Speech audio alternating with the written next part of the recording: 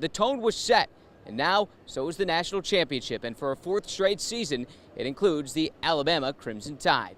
And the offense, albeit late, found a way to match the hype and then some. With one swing of the bat, Nick Markakis went from an 0-4 night to the opening day hero. The Lookout's official release reads, "Tonight's game has been postponed due to unplayable field conditions." If you look down at the bottom in the fine print, it says unplayable conditions, short for. What do you want? It was April 16th and it snowed today. This isn't pond hockey, it's baseball. Now go away. It happened again. Georgia and Alabama in this venue with drama down to the final play. The Nashville Predators made their 2018 Stanley Cup playoff debut last night. The big news, they now have a pet catfish. That's him over my shoulder. He has his own tank inside Bridgestone Arena, and no, you cannot throw this one on the ice. What's he eat? Avalanches, specifically avalanches from Colorado. The Tennessee Volunteers leave the Lone Star State with a trail of high drama and heartbreak, but not for any lack of effort. Les Miles, he's free, right? Auburn defensive coordinator and former Vol Kevin Steele, always an option. And then there's Greg Glover, WRCB anchor. Making sure you're paying attention. Ridgeland grad, Ohio State national champion, and he is, yes, live in the studio with us right now. First and foremost, Vaughn, what's it like taking Cam Newton down? He's a big guy, hey. All eyes shift, yes, where we are, to South Florida. It's Alabama and Oklahoma, two perennial powerhouse playoff teams battling once again. Two teams very similar in a lot of ways, two teams that are very different in one key area. All explained, of course, in our final tell of the tape. Never have I ever seen this. Brentwood's Wade Williams doinks one off his receiver's head and softly into the hands of another receiver in the end zone.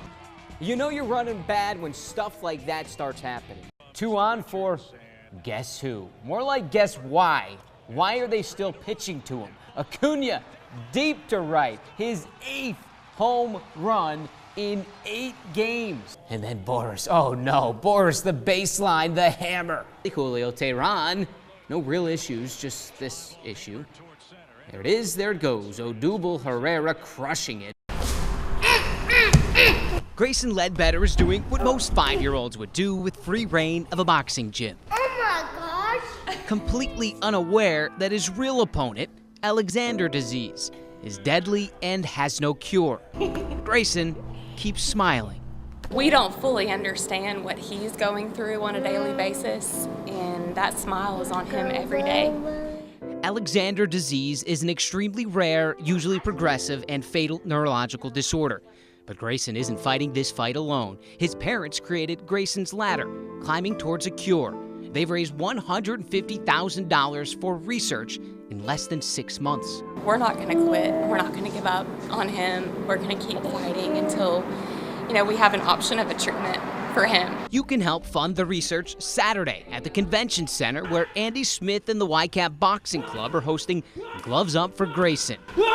A night full of amateur and pro boxing where all the money goes to Grayson's Ladder. I think it's really neat that it's boxing. These young men are out fighting a fight, and we're fighting a fight at our home as well.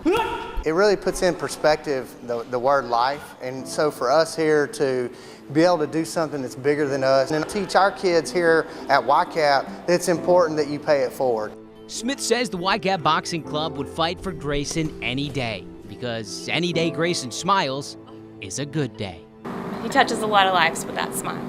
It's kind of like their mom, Laura, says, today is a good day. And I think we could all learn something from that, because all we can do is live for today. Tomorrow's not promised. Yesterday's forgotten. All we have is today.